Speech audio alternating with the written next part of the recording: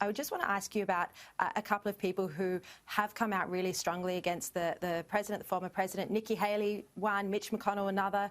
Nikki Haley seemed to be attempting some sort of reconciliation with Donald Trump, and there's reports that she tried to visit him at Mar-a-Lago. Is it true he rejected that? And if so, why?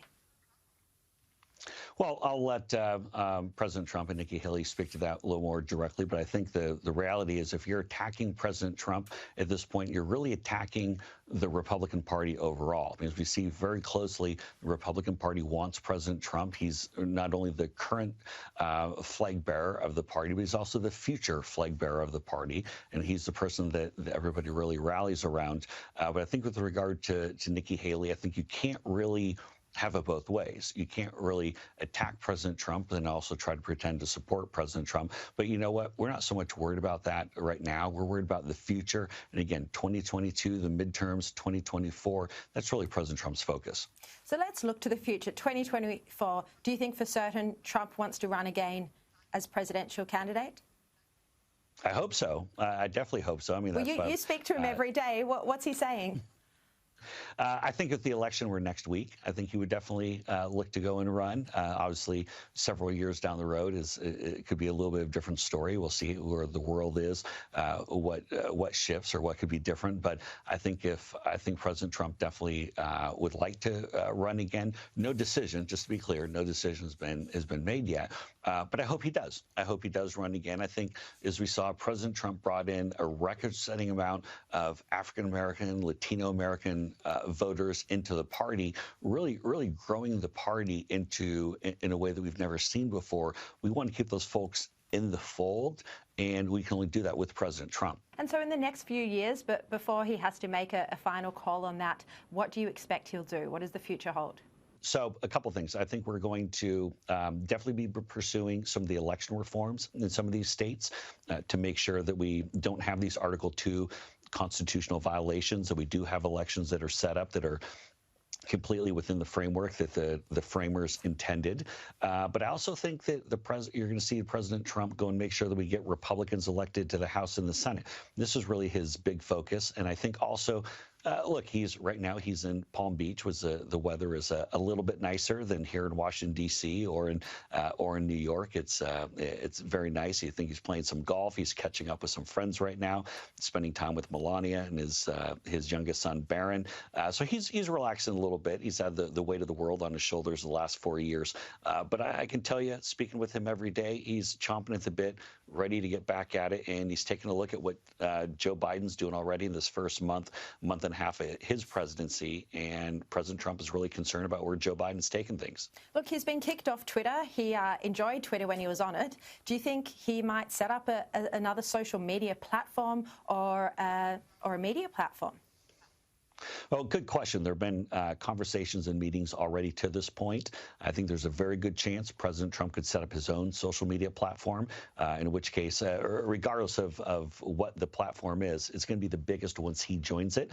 There are a couple of existing platforms that they're kicking the tires on and really seeing if that's something that he could go and join. Of course, that'd be great company to invest in or be a part of, because it would grow immensely overnight if President Trump did go and join it. But whatever he does, whether it's a new platform, whether it's an existing platform, he's really going to make that in a huge way. Keep in mind, he had something in the neighborhood of, 74 million, I believe, Twitter followers when he was on Twitter, and folks want to hear what he has to say. But the fascinating thing here in the States is that President Trump is still driving the news, even though he's not even on social media.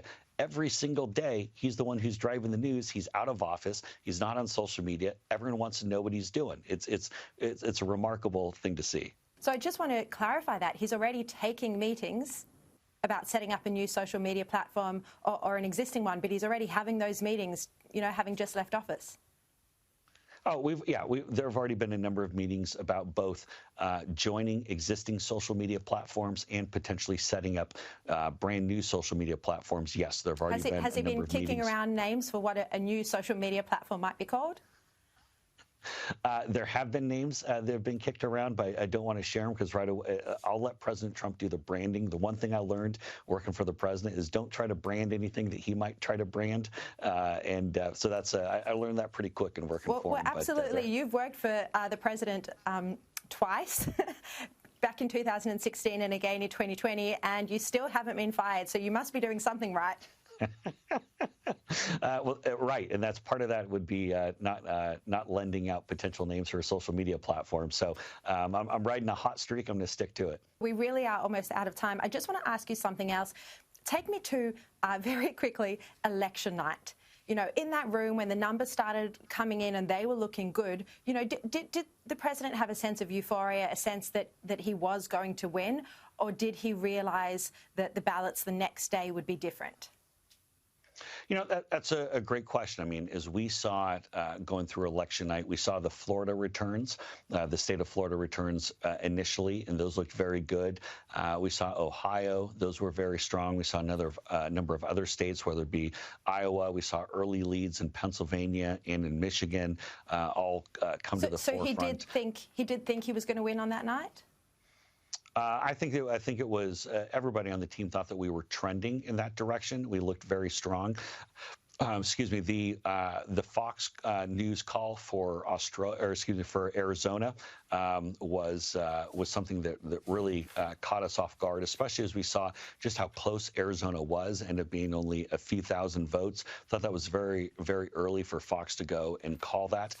So that's something that was at some point we'll have a longer conversation about that. But we definitely thought the way the numbers looked that things were definitely in our favor, and it really wasn't until Thursday or Friday of that week when it looked like we weren't going to be reelected to the presidency.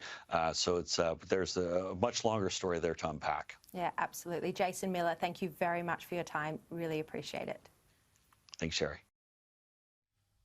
So there you have it. Donald Trump is in active talks about setting up his own social media platform, and also the revelation that he leveraged the threat of setting up a rival political party, his own MAGA party, to see him acquitted at the most recent impeachment trial. If you'd like to watch that interview again or to share it, can't head to Facebook. You've got to go to Sky News Australia's YouTube page or Twitter, or even the Australian website. We have a report up on it as well.